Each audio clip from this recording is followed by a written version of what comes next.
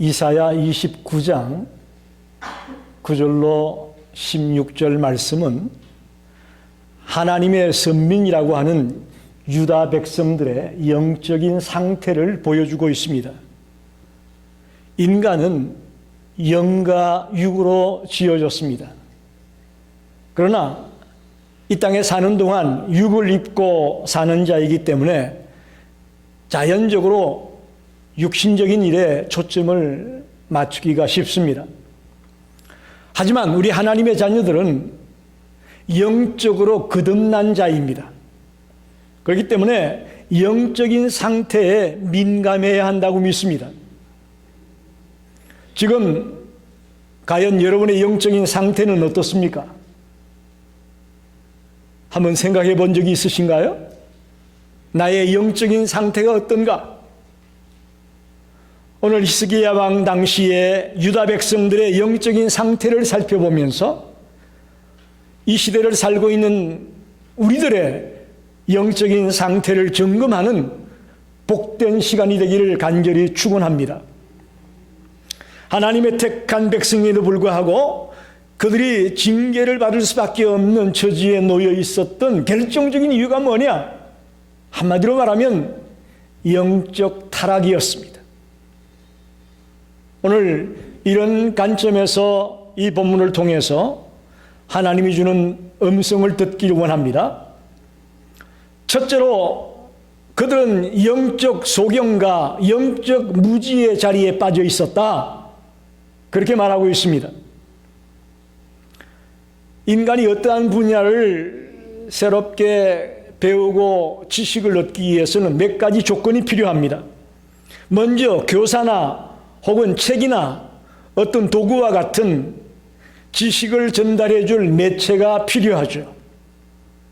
그러나 이러한 매체만 있다고 되는 것이 아니죠. 그것을 배워야 할 사람이 그 지식을 수용할 만한 기본적인 능력을 갖추지 못하고 있다면 필요한 지식을 습득할 수가 없습니다. 마찬가지로 영적인 지식을 얻는 데 있어서도 마찬가지입니다. 동일하게 적용이 됩니다. 우리는 범죄함으로 인해 영적인 소경이 되고 또 영적으로 무지한 자가 되게 되면, 그런 인간이 되게 되면 영적으로야만 깨달을 수 있는 하나님의 지혜는 도저히 알래야 알 수가 없습니다. 잘 이해하셔야 됩니다.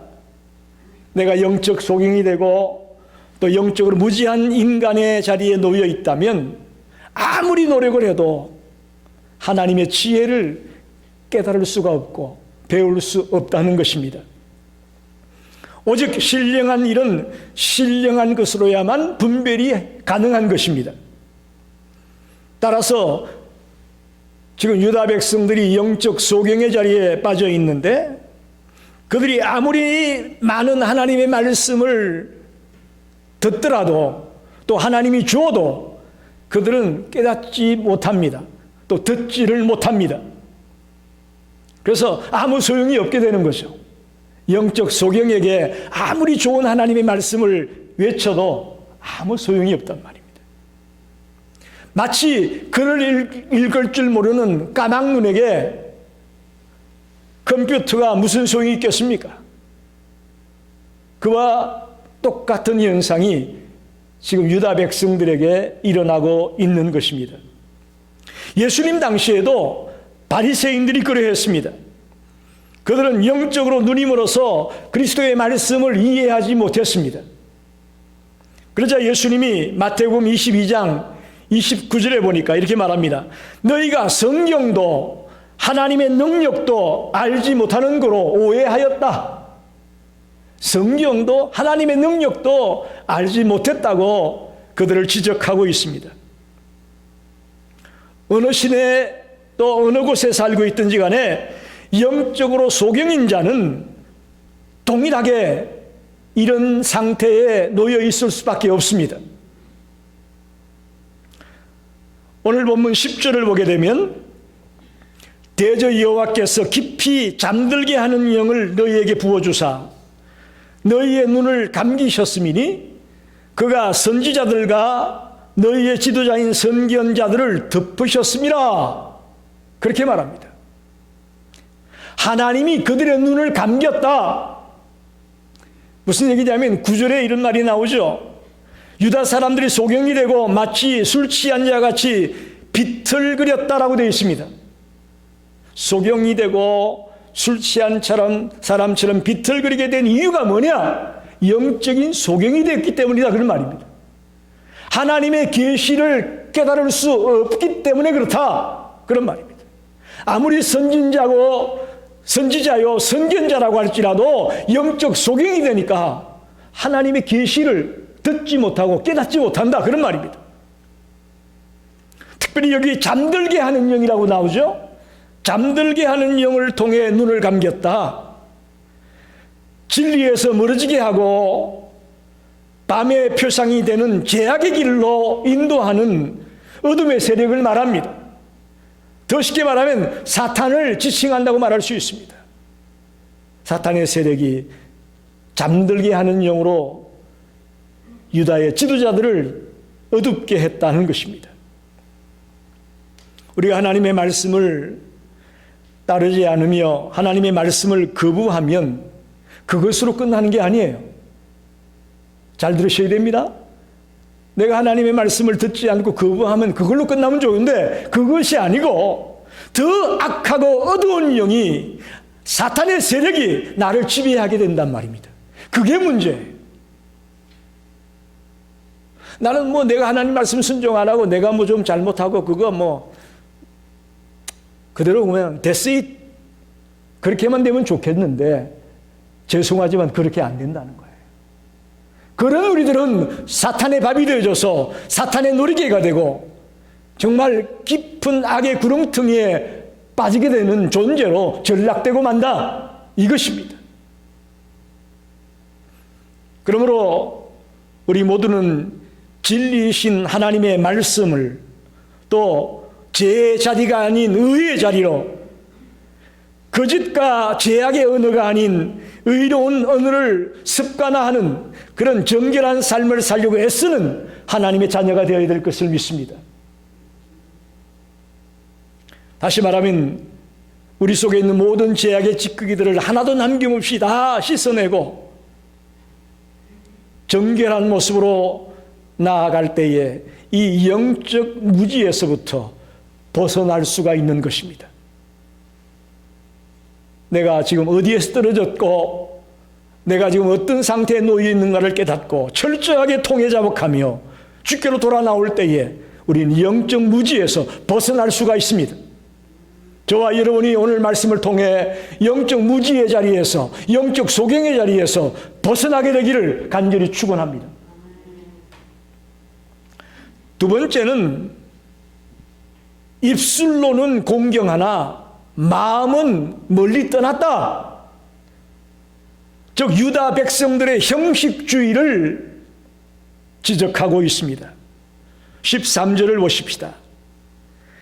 주께서 이르시되 이 백성이 입으로는 나를 가까이하며 입술로는 나를 공경하나 그들이 마음은 내게서 멀리 떠났나니 그들이 나를 경외함은 사람의 계명으로 가르침을 받았을 뿐이라 라고 말씀합니다. 유다의 형식주의 또 외식주의를 책망하는 말씀입니다. 여러분 보십시오. 유다와 이스라엘의 차이점을, 즉 유다와 북왕국 이스라엘의 차이점을 본다면 북왕국 이스라엘은 여호와 신앙을 포기해버렸습니다. 완전히 포기해버린 거예요. 그러나 유다는 단 한 번도 여호와 신앙을 포기하지 않았습니다. 초저일관 여호와 종교를 가지고 있었습니다. 물론 유다도 우상 숭배에 빠진 적이 있었고 이스라엘 사람들과 같이 그렇게 타락된 모습을 가진 적이 있었습니다. 그러나 그들은 하나님의 선민이라는 자긍심이 있었고 또 하나님을 경외한다고 말했고 더 나아가 놀라운 것은 성전 제사를 매번 드렸다는 거예요. 절기 때마다 한 번도 빠지지 않고 유다 사람들은 성전 제사를 드렸습니다. 특히 그들이 성전 제사를 중요하게 생각했기 때문에 하나님 앞에 제물 드리는 것을 아주 열심히 드렸다고 되어 있습니다. 이사야서 1장 11절을 보게 되면 너희의 무수한 제물이 내게 무엇이 유익하뇨? 나는 수양의 번제와 살찐 짐승의 기름에 배불렀고 나는 수송아지나 어린 양이나 순 염소의 피를 기뻐하지 아니하노라. 너무 많은 제물을 그들이 갖다 바쳤다는 거예요. 이만큼 여호와 신앙이 그들에게 있었습니다. 변치 않았습니다. 그래서 하나님은 그런 그들을 향해 이 백성이 입으로는 나를 공경하나 마음으로는 내게서 멀리 떠났다. 마음으로는 나를 공경하지 않는다. 그런 말이에요. 유다인들이 한마디로 말하면 하나님의 말씀에 순종하지 않았다는 것을 지적하는 것입니다. 입술로는 공경하는데 마음은 떠났다는 얘기는 쉽게 말하면 하나님의 말씀을 순종하지 않았다는 것을 지적하고 있는 것입니다. 사랑하는 성도 여러분, 어마어마한 숫자의 사람들이 주님 앞에 나와 예배하며 섬기면 참 좋겠죠. 그러나 참 우리가 실수하기 쉬운 것은 그 모인 무리들이 정말 하나님의 말씀을 듣고 그 한마디의 말씀이라도 순종하려고 실천하려고 몸부림을 치는 신실한 그리스도인이 모여있는 곳이 되어야 되는데 오늘의 교회들이 과연 그러할까 생각하게 됩니다. 사랑하는 성도 여러분, 교회가 정한 봉헌이나 봉사에 열심을 냅니다. 11조도 드립니다. 선교헌금도 드립니다. 감사헌금도 드립니다. 교회 나와서 성전도 청소합니다. 성도들을 위해 음식도 만듭니다. 아주 열심을 내고 있습니다. 그런데 가장 중요한 하나님을 향한 사랑, 또 하나님의 말씀에 대한 순종, 이것을 소홀히 한다면 주님이 기뻐하지 않는다는 것입니다. 우리가 많은 헌금을 드리고 많은 시간을 내어 봉사하고 헌신하고 충성한다고 할지라도 마음속에 하나님을 경외하지 아니하고 하나님의 말씀에 주의를 기울이며 순종하지 않는다면 주님은 우리를 형식주의라고 말합니다. 외식주의라고 말합니다. 위선자라고 말합니다. 여러분의 수고와 열심이 헛된 수고가 되지 않기 원한다면 주님을 사랑하는 자가 되십시오. 오늘도 우리가 이 더운 날 주님 앞에 나온 것은 주님을 뜨겁게 사랑하기 때문에 나와야 되는 줄 믿습니다. 오늘 내가 안 나가면 목사가 어떻게 생각할까? 오늘 내가 안 나가면 저 신도 대표가 나를 뭐라 그럴까? 사람 생각해서 우리가 이 자리에 나온 게 아니고요. 하나님을 너무너무 사랑하기 때문에 이 자리에 안 나오고는 견딜 수 없는 그런 심정으로 나오게 되기를 바랍니다. 그리고 아주 작은 한마디의 말씀이라도 내가 지금 밖에 나가면, 내 가정에 돌아가면, 내 직장에 나가면 내가 순종해야지, 실천해야지 하는 그런 심정으로 나오게 될 때에 그 사람이 영적으로 성장한 사람이고 영적으로 성숙한 자임을 믿습니다. 마지막은 하나님을 무시하는 신성 모독의 자리에 그들이 빠져 있었다고 말합니다. 15절을 보십시다. 자기의 계획을 여호와께 깊이 숨기려 하는 자들은 하 있을진저 그들의 일을 어두운 데에서 행하며 이러기를 누가 우리를 보랴 누가 우리를 알랴 하니라고 되어 있습니다. 자기의 계획을 하나님께 숨기려고 한다. 기가 막힌 이야기입니다. 하나님을 무시하는 행위입니다. 신성모독입니다. 이게 무슨 얘기냐 하면 유다가 북이스라엘과 아람이 연합군을 이뤄서 공격을 하게 되니까 아수르에게 도움을 청했었어요. 그래서 아수르가 북왕국 이스라엘을 멸망시키고 아람도 멸망시키고 그것으로 끝나면 좋은데 이 악랄한 아수르가 유다까지 공격을 하는 겁니다. 그렇게 되자 나라의 지도자들이 모여가지고 걱정입니다. 이 아수르가 우리를 공격하니 우리가 어떻게 하면 좋으냐? 국립 끝에 그들이 애굽에 가서 도움을 요청하기로 결정을 합니다. 그게 자기 계획이에요. 그런 일을 도모하면서 하나님께는 숨기겠다 이렇게 말하고 있는 거예요. 이 얼마나 하나님을 우습게 여기는 태도입니까? 실로 유다의 지도자들은 하나님을 철저하게 무시하고 제한하고 있음을 보게 됩니다. 마치 그리스 사람들이 자기들의 상상으로 수많은 신들을 만들었잖아요. 그게 그리스 로마 신화죠. 그것처럼 유다 사람들도 하나님을 자기 생각대로 다듬고 고치고 제멋대로 이해를 하고 있는 것을 보게 됩니다. 그러니 자기 계획을 하나님께는 숨기겠다 이런 말이 나오죠. 누가 알랴 누가 보랴. 이 얼마나 웃기는 이야기입니까? 하나님이 지금 주무시지도 않고 우리를 보호하고 있고 지켜보고 있는데 그런 하나님 앞에 숨기겠다고 얘기하고 누가 알랴 누가 보랴라고 떠들고 있는 이들의 모습이 얼마나 무지하고 얼마나 어리석습니까? 이처럼 하나님을 자기들 마음대로 이해하고 자기들 생각의 틀에 맞추려고 하는 사람들은 절대로 제대로 된 신앙생활을 할 수가 없습니다.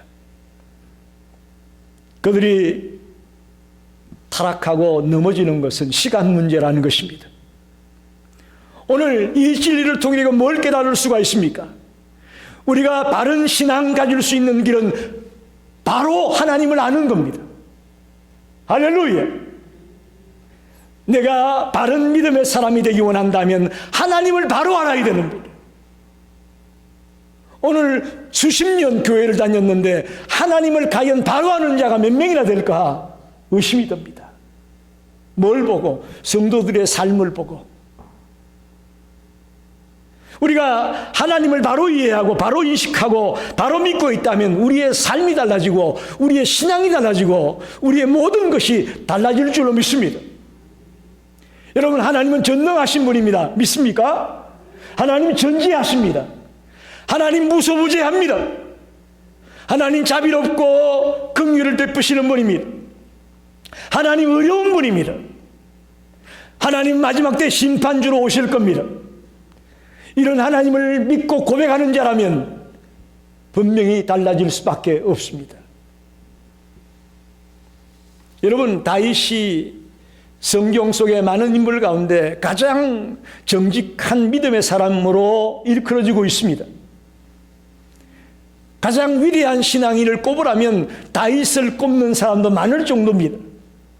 왜 다윗이 그런 믿음의 경지에 도달한 자가 되었을까? 한번 생각해 보셨나요?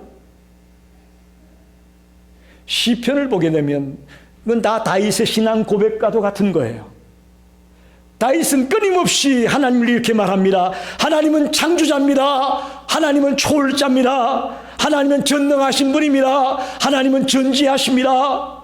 하나님은 살아계십니다. 이게 끊임없이 다윗이 고백하는 거예요.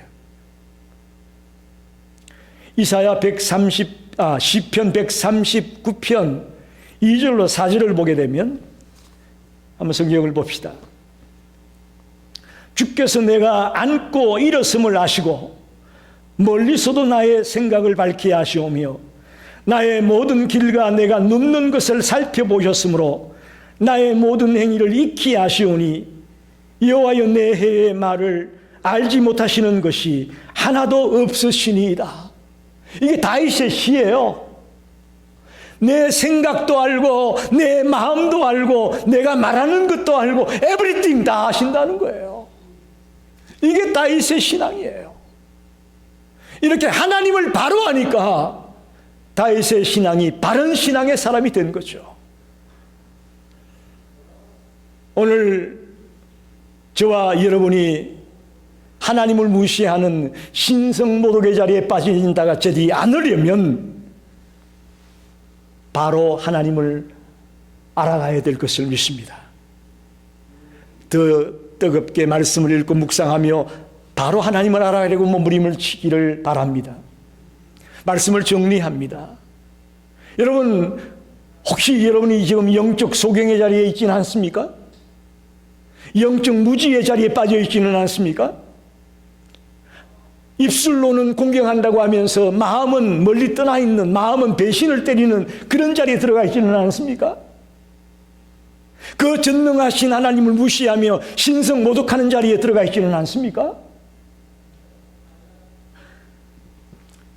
영국에 로이드 존스 목사님이 계십니다. 그분은 인간의 육신의 질병을 잘 진단하고 치료했던 탁월한 의사였습니다. 그랬던 의사가 주님의 은혜를 체험하고 목사가 되어졌습니다. 그래서 그들은 이제부터 성도들의 영적인 질병을 진단하고 치료하는 탁월한 영적인 의사가 되어졌습니다. 그 로이드 존스 목사의 글 중에 오늘 사람들이 영적인 질병을 앓게 되는 5가지 이유를 말하고 있습니다. 첫째는 우울증과 같은 기질상의 원인 때문에 병이 든다라고 말합니다. 두 번째는 신체적 질병이나 피곤해서 영적 질병이 될 수 있다고 말합니다. 세 번째는 놀라운 영적 체험 후에 일시적인 반작용으로 영적 질병에 들 수 있다는 거예요. 그렇죠. 우리가 가서 어디 큰 은혜를 받았다고 하는 사람 보게 되면 얼마 지나지 않아서 반작용으로 영적 질병의 자리에 빠지는 분 볼 수 있어요. 네 번째는 마귀의 공격 때문에 영적 질병에 빠진다. 5번째는 불신앙 때문에 영적 질병에 빠진다고 5가지 이유를 말합니다. 여러분, 이거 잘 들으셔야 됩니다. 굉장히 중요한 얘기입니다. 우리가 영적인 질병에 빠지면 무조건 뭐라고 말합니까? 신앙이 없어서 그렇다. 또 마귀의 세력에 넘어져서 그렇다. 그렇게 몰아붙이죠. 무조건 불신앙 때문에 또 마귀의 공격 때문에 그렇게 된다라고 몰아붙입니다. 아닙니다. 오늘 로이드 존스 목사가 말한 것처럼 육체적 피곤으로 인해 영적인 병이 드는 사람들은 육체적인 휴식을 취하면서 회복되어 나가야만 영적인 질병에서 치유가 될 수 있습니다. 그런데 우리는 뭐라고 얘기합니까? 바로 믿어. 뜨겁게 믿으면 돼. 무조건 그냥 믿으라고만 얘기하지. 육체적인 휴식을 취하고 쉼을 얻으면서 회복될 수 있다는 말은 안 하잖아요. 반면에 또 불신앙으로 인해서 영적인 질병이 걸린 사람들은 그걸 우리가 성격 탓으로 돌리고 잘못된 해결책을 얘기할 때가 있는데, 그런 사람들은 신앙으로 돌아오도록 하는 것이 처방책입니다. 뭐든지 그냥 믿음이 없어서 기도 안 해서 성경 안 봐서 그렇다고 몰아붙이지 말고요. 영적 질병의 원인을 바로 알고 그들을 치료해야 된다고 말하고 있습니다. 자, 여러분, 저를 보십시오. 여러분, 우리가 어떻게 해야 이런 영적 질병에서, 영적 소경에서, 영적 무지에서 해결할 수 있을까요? 벗어날 수 있을까요? 그것은 나 자신을 바로 알아야 되고요, 하나님을 바로 알아야 됩니다. 어떻게? 성경을 통해서 내 자신을 바로 보고 하나님을 바로 알 때에 우리는 영적 질병에서 치유를 받게 될 것을 믿습니다. 영적으로 건강한 자가 되고 영적으로 지혜로운 자가 되려면요, 하나님의 말씀을 통해 먼저 나를 봐야 돼요. 그리고 하나님을 정확하게 봐야 돼요. 다윗처럼. 아무쪼록 오늘 이 시간 우리 모두 하나님의 말씀을 통해 나를 바라봅시다. 그리고 하나님을 바로 봅시다. 그러면 우리가 영적으로 늘 깨어있는 자가 될 것이고 영적으로 지혜로운 그런 삶을 살게 될 것을 믿습니다. 기도합니다.